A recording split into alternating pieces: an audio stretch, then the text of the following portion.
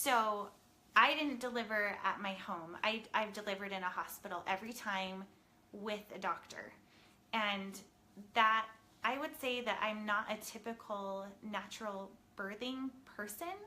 I'm okay with stripping membranes, and I even had my doctor break or burst the waters at one point while I was in labor, and some people are against that. So there's just all different variables that people make decisions on, and that's okay. Yeah, Janae, face your fears. It's all about so with Hypnobabies, and I'm glad you said that, Janae, because facing the fear is actually overcoming the fear and not even allowing fear to enter your system in your body, because the whole premise behind Hypnobabies, hypnobirthing, approaching that type of birth process is trusting your body and letting go of the fear. Because if you're holding on to fear, that fear can equal pain. And it does. It really does. And so when you're practicing with Hypnobabies or hypnobirthing, you're actually training your mind to let go of fear. And can I just tell you, it is such a powerful practice. And Hypnobabies actually offers different training audio, what would you call it? Not audio tape. There you go. That ages me. Audio file, I guess, where you can actually train for processes of falling asleep easier at night, helping your baby sleep easier at night, just the power of the mind and what is possible with that, which is really incredible. So if you're interested in that, that's something that you can actually find access to and really tap into the power of your mind and even achieving your goals.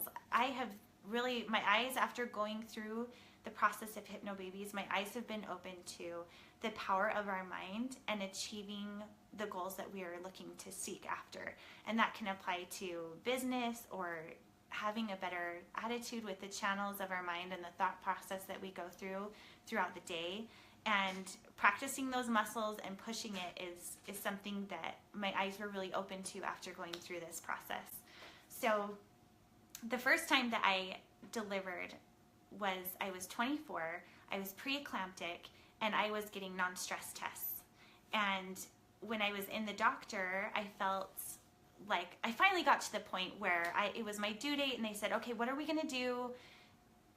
Your protein levels in your urine are a little high, but you're not, I don't know, what should we do? I'm like, let's have this baby. So they send me upstairs. I went into labor, and I was on Pitocin. And I don't know if any of you have been on Pitocin before. Give me some likes or maybe some dislikes, depending on how you feel about it. But it made it so that the contractions were a lot heavier. I was actually taking medication to help the birthing process go along, to help the cervix softening and all of those things. Yeah, we're getting some likes for the Pitocin. Or, yeah, thank you. Thank you for the likes. Pitocin lovers. And it was great. You know, I was in the process. I was ready to go. I had my Gilmore Girls DVDs ready to play, and as we went through the process, things were getting pretty intense. I started labor at 2 p.m., but I didn't deliver him until the next morning around 7 or 8. It was a first-time mom situation, which we know those are a lot longer. Yes, I had to get Pitocin when I was induced. And Pitocin, it's really quite incredible what it can do in helping women go into labor and everything, but it does increase your contraction pain, and it also makes it so that your body is reacting to things a lot more quickly than it would otherwise. So, hey Megan. So there I was on Pitocin, and things started to get serious, you know, when pain is getting hard, and I'm like, okay, I'm ready for this. I think I, at that point, was maybe to a 4 or a 5, and I got my epidural, and it seemed to be working at first. Hi, Megan. And it seemed to be working at first, but as it progressed, I went from a 5 to a 10 in about an hour, which the doctor or the nurses at that point didn't think that that was possible or that that could happen because it was my first baby. But it did, and I don't know if any of you have gone through that too, but that last section of birth can be pretty intense. Hi Jessie, you have a 2-year-old. Oh, that's awesome. So things progressed really quick, and that epidural stopped working. And the thing that is really hard about getting an epidural and then planning to go that route and having things kind of change on you is that all of a sudden the pain comes on really fast. because you didn't build up to that. You weren't expecting that to happen, right? It just kind of hits you, and that's what happened to me. Things were going really well. I wasn't feeling things too strongly. I didn't want it to be too strong that I couldn't take part in the active labor of things. But then when it stopped working, they said, oh, just press your button. It should be working. You know, press it for more medicine to release. Leslie said I had Pitocin and cervidil labor for 8 hours. I'm not sure if that's what you meant, cervidil. Maybe you mistyped something, or I don't know. But yeah, 8 hours. That's very similar. It's just super long. So the epidural wasn't working great, and they tried to give me more.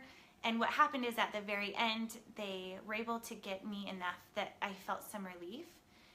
But right as soon as that happened, it was time to get the baby out, and I did. Thank goodness. And honestly, it did step in at that ring of fire, which I didn't even understand until I had delivered naturally and really knew what that was all about. But after that, I couldn't move, and I just didn't feel very good. But then I had this amazing baby. It didn't matter.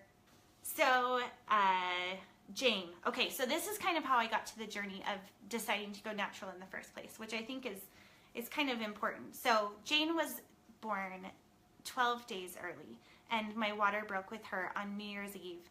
And again, I was super excited, but I was planning on doing the epidural, and that was fine.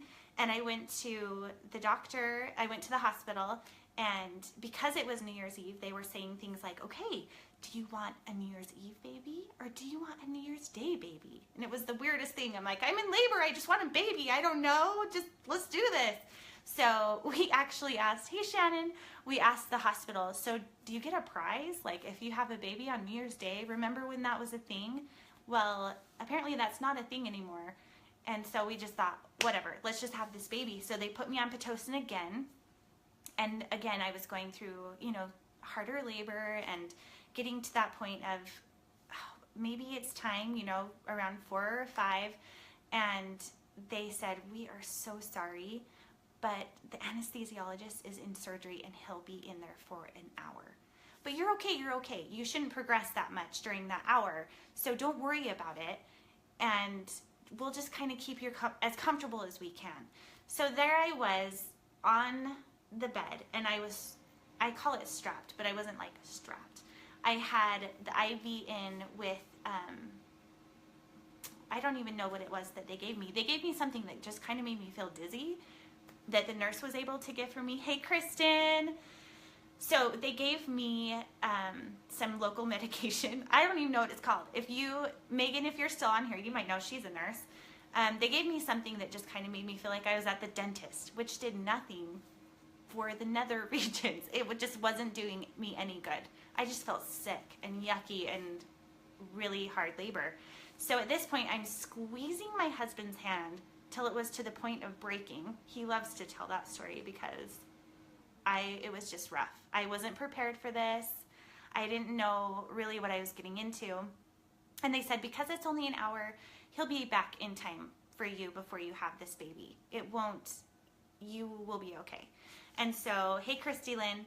So there I was having this gas medication that was horrible, and just feeling like there was nothing I could do to get through this. I just felt stuck. So Donna says, how about referring to it as unmedicated instead of natural? Okay, yeah, that's a good way to put it. There is nothing unnatural about a woman choosing to use pain medications. By using that terminology, you are contributing to women, oh, it's cutting off, but maybe women feeling less than, is what I'm guessing you're saying, Donna. Yeah, that's a term that a lot of people use as natural, but I agree. Unmedicated is a good way to say it. So unmedicated. Anyway, so as I was sitting there, they said, it's okay, you have an hour, you shouldn't progress too much, and you'll be fine. So that didn't happen. Again, that hour came on, and he didn't get to me soon enough, and I progressed from a 5 to a 10 within that hour. And just as I was starting to get into the very active transitioning part of labor, the anesthesiologist came in, and he's like, I'll help you, I'm here. And we tried, but again, it didn't take, and they had to just take it right out. And what I realized in going through this process of unmedicated versus medicated was that because my body didn't react well or respond well to medicine or the epidural in general, it felt super similar to the first time I had delivered, which I didn't expect, but it just made me realize how not well the epidural had worked for me. So that's what took me down the path of trying it unmedicated and introduced me to Hypnobabies, which is something that I had never anticipated to begin with. But what I learned also in this process is that probably Stattle, yeah, sure, that sounds good. So in this process, I realized that I needed to have some tools in my belt. Whether I decided to go unmedicated or medicated, I needed to know what I could do personally in that situation so that I didn't feel helpless. Because I think that fear of not knowing what to do or how to deal with the pains of labor really scared me. And I think more than anything, it scared my husband, right? He's in this room with me. I can tease him that way. But really, it just made me feel out of control. Like I didn't have anything that I could do to really improve the situation and make it something that I felt I personally could look within myself and find solutions to what I could do to make it better. So the third time was when I considered going with Hypnobabies and looking at ways to overcome fear of labor and what I could do actively to make it a better situation for myself, whether I ended up going unmedicated or medicated. And I did a lot of research and talked to a lot of different people, and I was turned to Hypnobabies, which is using the power of your mind to help overcome fear of birth and what those stages could look like. And in that situation where I've talked with a lot of people, I'm not a doula or a Hypnobabies coach, but I've talked to a lot of people in that process, and whether they ended up preparing and using it or not, they have said that the process of going through Hypnobabies and practicing the muscle of using your mind and overcoming fear really helped them in that situation, even just to be calm in the situation, because no matter how many babies you've had, you never know exactly what's going to happen while you're in labor. You just don't. It's kind of one of those things that you go in with the best preparation that you know, trusting the team that you have around you, and you go for it. And it's an incredible, amazing journey, and I'm so thankful that I was able to find Hypnobabies because it helped me through the process of overcoming fear of birth, because I had been through some pretty hard situations. And I forgot to mention that when I delivered Jane, she was posterior, which means that she was not facing the most comfortable way. She was what they call sunny side up. So I was on Pitocin and she was posterior, and it was awful, unmedicated, just awful. I, at that point, was like, this is the worst thing ever. Like, I seriously was shouting like a beast, is what my husband says. So, but after the labor was over and after I got past that point of that delivery, I felt so good. I felt so good. So after the labor, they wheeled me to the other room, but I was able to get up, get myself to the bathroom. I recovered so much more easily.